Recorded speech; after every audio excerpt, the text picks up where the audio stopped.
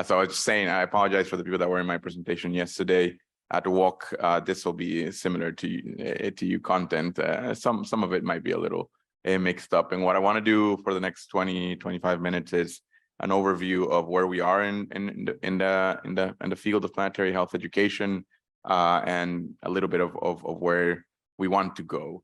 So I'll briefly overview about the concept of planetary health. I was asked by the organizers to just briefly touch on the concept of planetary health and the frameworks that help us understand. And this is for the sake of the people that might be new to this field or newer to this field. So just an overview, a quick overview. So I'll get started right away. And again, thank you for the invitation. It's a pleasure to be here in Barcelona as well. My native tongue is Spanish, so there'll be some Spanglish thrown around. This is the graph that we usually use to explain how planetary health is understood in the context of the Anthropocene, the era where there is large-scale anthropogenic changes to the global environment. And the numbers in the top, usually I use them to explain how I like to understand planetary health. Number one, we have the kind of the colluding or the intersectional and the cross-cutting large Earth natural system changes, right? We have global pollution, biodiversity loss, land use change, biophysical ocean changes, climate change, and they're all interweaved and feeding off each other in positive feedback loops. And those, as we know, and the very prime concept of planetary health is that those are connected to changing patterns of infectious diseases, non-communicable diseases, among others. 3 and 4 basically refer on the ways we try to study the pathways and basically the determinants of health, and how, number one, that is the changing landscape of Earth's natural systems and health outcomes and the way they are connected. And number 5 is kind of the root causes of the root causes, right? The 5 whys. And this is more or less how we try to explain planetary health. Although this graph is meant to be read left to right, I usually scramble it a little bit, and this has been modified for further clarity in that sense. I'm happy to speak about this more in another occasion. Did I turn it off? No. Where should I be pointing? Maybe with the mouse.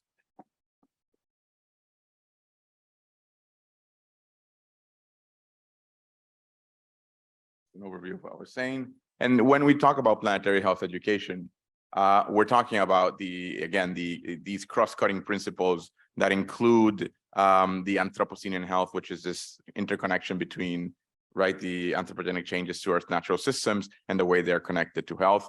We're also talking about these other principles that are sometimes forgotten when we're studying the core theories of planetary health, which are the principles of equity and social justice and how they should be applied to not just the analysis of the challenges that we're facing, but also the solutions that we're proposing, how we use systems thinking and complexity in order to, again, not just understand the challenges that we're facing, but also how we're proposing solutions.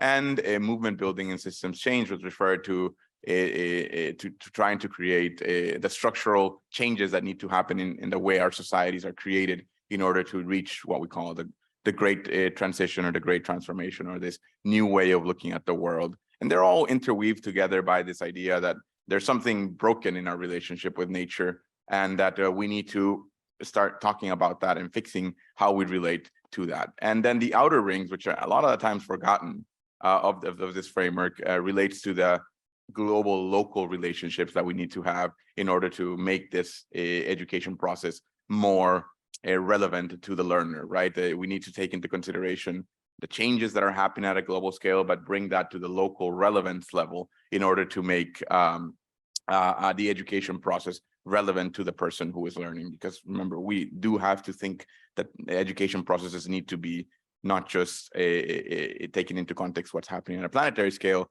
but also that this process needs to be student-centered. So that's something that we need to remind ourselves. If we want to read more about the framework, these are the 2 resources that we usually refer to. There's a short Lancet article, and then there is the 30-page plus a document which we can elaborate more on what the framework is. Now, very excitingly, this is where we are in the field of planetary health, and this is the amount of publications that are being put out every year. And again, this is a a proxy of the amount of scholarly work that is happening, both in total numbers in your graph to the left, as well as in relative numbers to your graph to the right. And this is happening throughout many of the health fields, right? Of course, planetary health is still in its infancy, so to speak. And when you look at where other fields that are a little bit more advanced, such as, let's say, One Health, you can see the number of total publications is around fourfold. And as well, increasing, you see a sharp increase here due to the pandemic. And as well, global health, which is a little bit more seasoned than any of these other two, you can see, again, it's around more of a 20-fold. But I think we are in a good path. I think that the growth of the scholarly work that is being done in the planetary health space is positive, and part of it is a reflection of what we're doing here today. Also, the amount of publications that are being tagged under planetary health. And the places where this is happening, again, I apologize for how small the dots on the graph are. This is a reflection to your right on where the main publication kind of hotspots of planetary health research is. As you can see, there's a large gap in the tropical areas, which is different to what you see in the One Health field, where in the tropical areas where there is large hotspots of potential emerging infectious diseases, you'll see that there's presence of a lot of research going on, which, again, us at the planetary health field still need to be doing more to include people from the tropics and the global south. Just so that's something that us in the European context can definitely work on increasing more. The size of the bubble, of course, reflects the amount of scholarly work that is being done in the field. There's a predominance in the eastern, obviously eastern, northeastern part of North America, and Western Europe. Now, what you're seeing here are the three logos of the three universities that have branded a program, a master's program in planetary health. Of course, there are other efforts in expanding planetary health education that include, of course, minors, as I was just saying, we were hearing here in UPF, and also kind of postdocs and other types of programs that might be related to planetary health but are not branded under planetary health.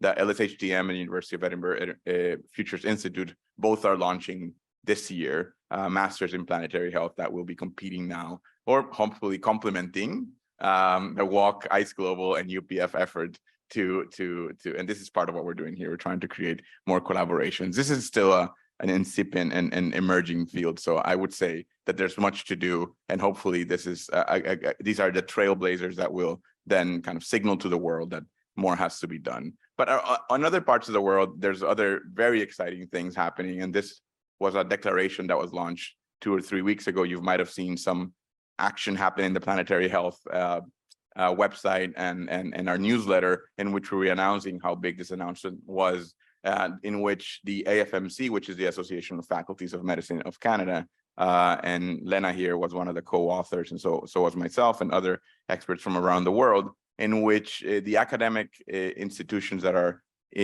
teaching medicine in Canada, which are 17 different schools of medicine, they all signed on to this academic health, the institution's declaration on planetary health, basically making a global call to shift the curriculum of all health institutions to include planetary health principles. Now, the fact that the 17 schools in Canada signed this is, for me, what kind of brings the relevance, even though there was pushback by some of the northern provinces due to their relationship with the fossil and gas industry. So there was pushback, of course, but still the schools of medicine up north managed to be able to sign this. Now, this is not just for Canada. It started in Canada. It's important to say that this is for all schools all around the world. We want this to be a declaration, which is a commitment, right? The declaration includes not just how important including planetary health well-being is, but also includes commitment,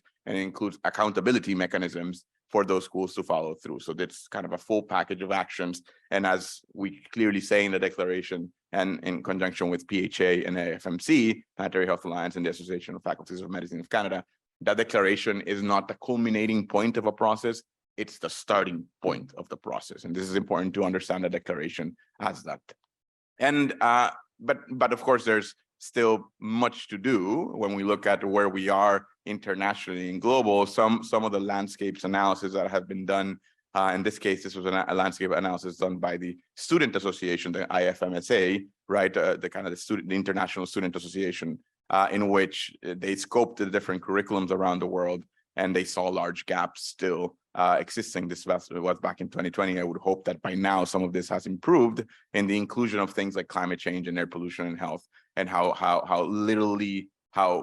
vaguely they are represented in curricula worldwide. Yet there are some good examples here in Europe on how those are now trying to be included. We have the efforts done by mainly led from Oxford in the Education for Sustainable Healthcare that lays out planetary health principles right from the start of this document. You hear about planetary health, although the document's not called Planetary Health. The whole document does go through planetary health. There's really good resources in this document in which I would encourage you to visit this document, and lays out a really, really strong curriculum, or a variety of curricular activities that you can do when you're trying to include a planetary health in different principles or in different parts of your curriculum.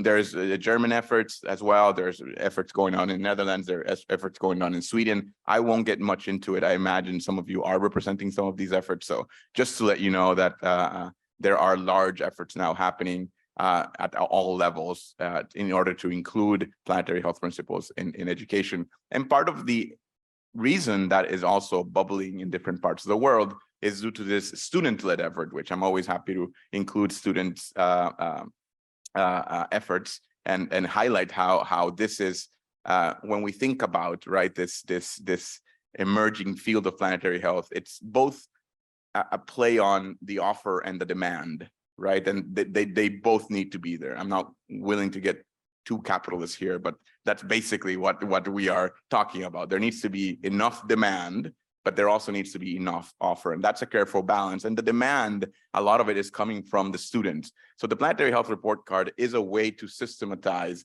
the diagnosis of the curriculums led by students. So the students take this standardized instrument and apply it to their curriculum, right? In this case, in medicine, but it's also now being translated, so to speak, or modified into other fields, such as nursing, such as veterinary medicine, such as public health and global health, in order to see how those curriculums are standing up to the planetary health principles. And they look at 5 different things, like planetary health curriculum, the interdisciplinary research in health and the environment, community outreach and advocacy, support for student-led planetary health initiatives, and campus sustainability. So they include all these 5, let's say, categories of domains in which they're analyzing in their curriculum and in their school to see how their schools are doing. And they kind of flunk schools or pass them, depend on how strong their planetary health report card is. So very, very widespread effort. Right now, it's around 9 countries, and you can see here Canada, India, Ireland, Germany, Greece, Japan, Malaysia, New Zealand, South Africa, Switzerland, and the last country that added on, United Kingdom and United States, was Turkey. So Turkey is the latest country to apply this to all. Now, specific questions that I think we'll be tackling around today, right? Should we and this image here to the right, before I go into the question, is a standardized, right, look at what a medical curriculum might look like. As you can see, it's very cramped. It's very full of different courses, primary care, surgery, etc. So the question is, should we be cramping another course in here called planetary health or planetary well-being or principles of planetary health, whatever, or should we be transversely including these topics? Now, these are questions I think that for the forum, not necessarily for me to decide, because there are benefits and cons to each approach. And probably the response, as is everything in complexity, is the yes and, right? That's both, right? And I think that's where we need to be heading. Then the other question that we should be tackling, and I think it's a good question to tackle during this conversation, is should we take the top-down approach or the bottom-up approach? Is it that the top-down approach, it's called, where we are asking for national bodies of accreditation that are accrediting the different programs that we are teaching in